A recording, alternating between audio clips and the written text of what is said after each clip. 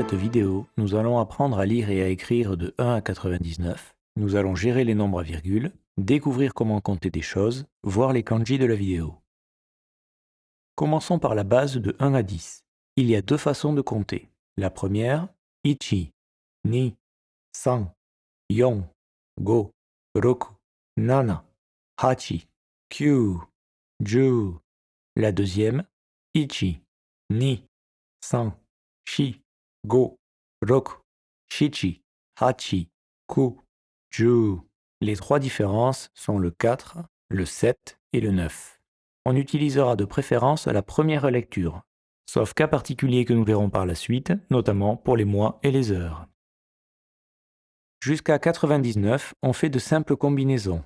Ainsi 11, 10 plus 1, ju ichi, 23, 2 fois 10 plus 3, niju san, 47, 4 fois 10 plus 7, yonju nana.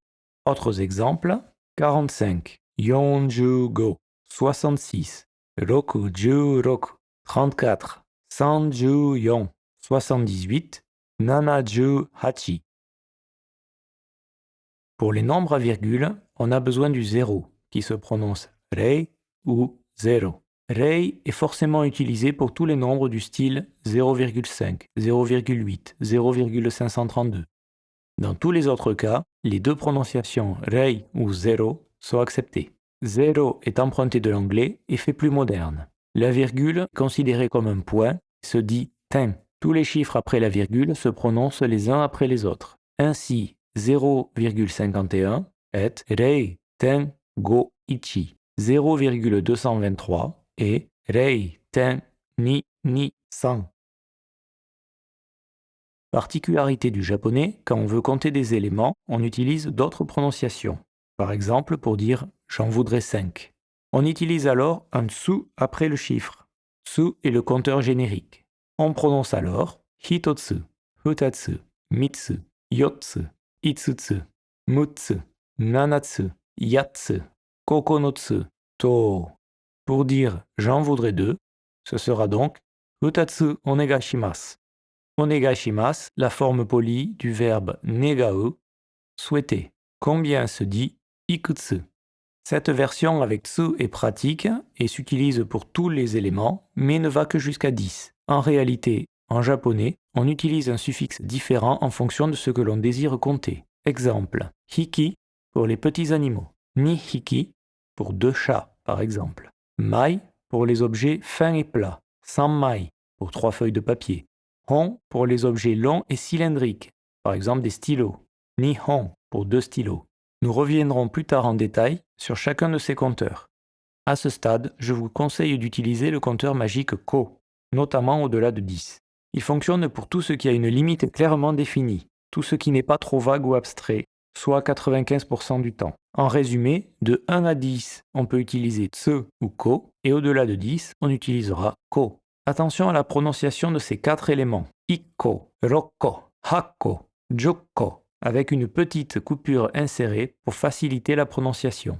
Tous les autres éléments ne posent pas de problème de prononciation. Niko, sanko, yonko, gokko, nanako, kyuko. Premier kanji, 0, plainte, renversé. En lecture on, rei. En lecture kun, 0, kobosu, koboreru. Second kanji, 1. En lecture on, ichi, itsu. En lecture kun, hitotsu. Troisième kanji, 2. En lecture on, ni ou ji. En lecture kun, futatsu. Quatrième kanji, 3. En lecture on, san. En lecture kun, mitsu ou mitsu. Cinquième kanji, 4. En lecture on, shi. Et en lecture kun, yotsu, yotsu, yon. Sixième kanji, 5. En lecture on, go. En lecture kun, itsutsu. Septième kanji, 6. En lecture on, roku ou riki. En lecture kun, mutsu, mutsu, mui. Huitième kanji, 7. En lecture on, shichi.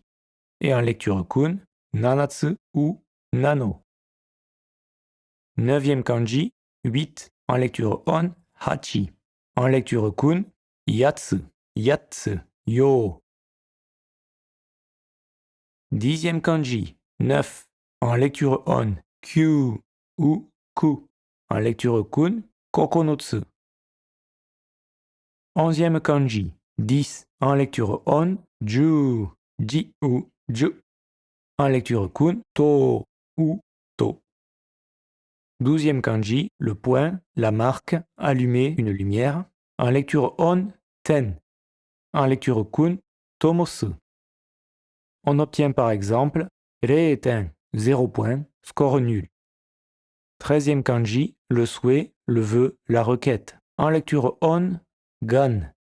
En lecture kun, negau. 14e kanji, 1 comme compteur, individuel. En lecture on, ko. Par exemple, nanko, combien de. En résumé, nous avons vu les chiffres et les nombres jusqu'à 99, les compteurs et 14 nouveaux kanji. La prochaine fois, nous irons au-delà de 100.